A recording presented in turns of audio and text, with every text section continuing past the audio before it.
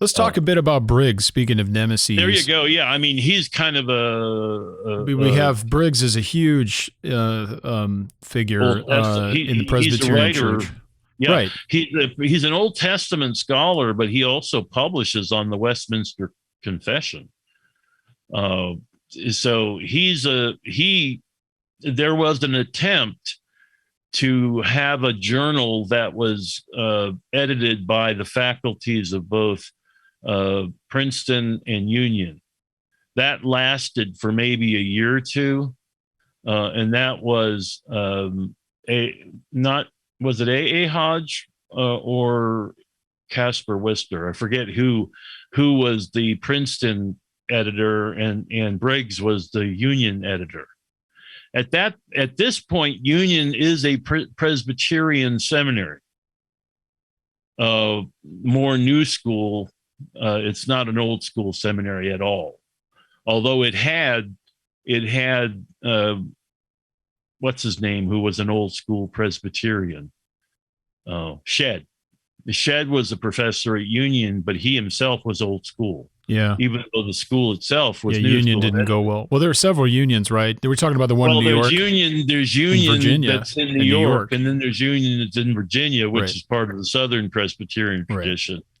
The Union that's in New York just goes. That one went bananas. Wonky. It went wonky, long right? Time ago, right? So because of the Briggs situation, among others, it separates itself from the Presbyterian Church and becomes independent, has its own board, therefore at that point has no official connection to the Presbyterian Church USA.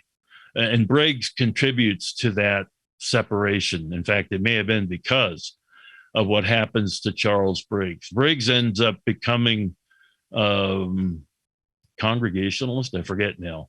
He ends up going himself, leaving the Presbyterian because of it. There are charges of heresy brought against him that I believe, I could be wrong here, but that are upheld. Therefore, he leaves the PCUSA and becomes Congregationalist. But he stays, I believe, at Union, and Union becomes separate. But it's because of because of his disagreements with the Hodges and with Princeton, and Warfield is in the middle of all this. If you're looking at the ecclesiastical battles that occur, there's a really interesting account of this whole Briggs affair in Letcher's book. Letcher is kind of a new schooler. He's somewhat conservative himself, but he's not favorable towards Machen's party, so to speak. Right. But he records the history. Letcher eventually taught church history at Princeton Seminary. Right. And the book, I think, was published in 1954, thereabouts, at least one of the editions. Yeah, you mean the Broadening Church? Yeah, the Broadening Church. Or a Broadening Church. He also wrote a book that I make reference to on the founding of Old Princeton, with Archibald Alexander and the founding of Princeton. Wow. So he's actually now there's a father and a son, so I don't want to. I think among the Letchers, they're the same name, but anyways, Leffert Letcher has both this book on Archibald Alexander and the founding of Princeton, but then he writes the book on the Broadening Church. Yeah. And it's that idea that, of course, leads to the founding of Westminster and the founding of the OPC. It's that movement that is occurring within the PCUSA that is a problem. And it's there. It's in its earlier phases in the life of Warfield, but Warfield is battling it as well. So Machen becomes a child, if you will, of Warfield, directly or indirectly. They certainly, as Machen said, when they carried the body of Warfield out of the chapel at his funeral, Old Princeton went with him.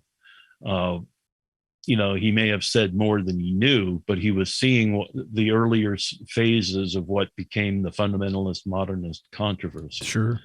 So certainly Warfield and A.A. Hodge write this two-part series on inspiration that becomes a book that then contributes to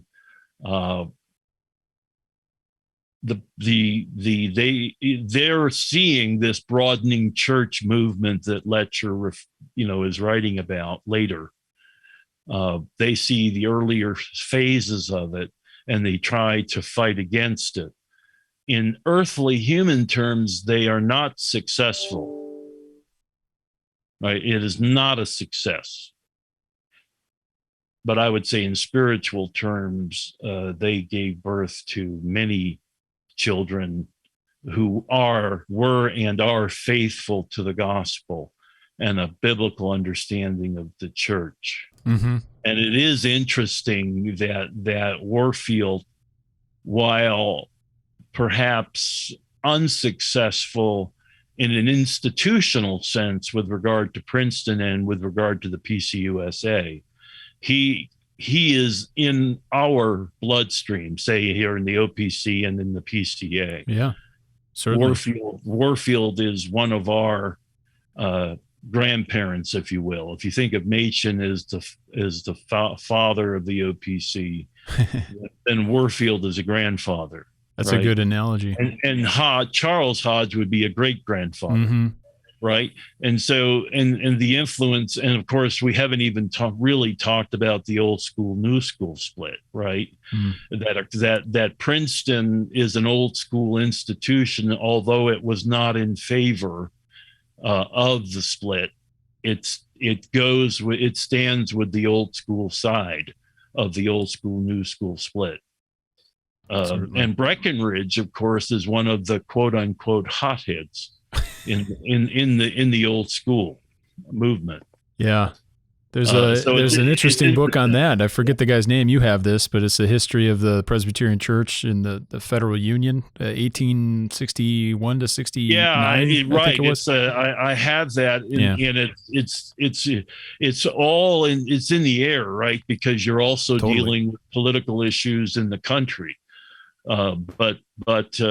So Warfield is in that whole, whirlpool or whatever you want to call it. Milieu. The milieu. Yes, the milieu. And